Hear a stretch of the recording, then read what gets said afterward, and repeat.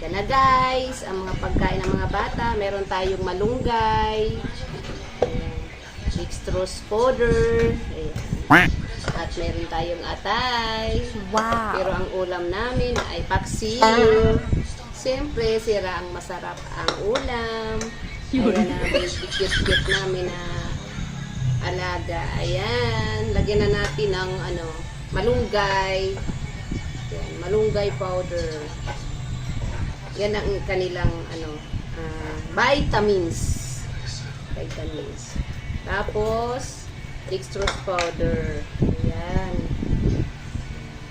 Kasi kunti lang ang nilalagay namin na Tapos, halo-halo. Minsan nilalagay ng konting tubig.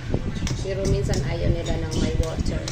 Malakas naman sila sa malakas naman sila sa tubig. Kasi bawat kanto ng bahay namin may tubig.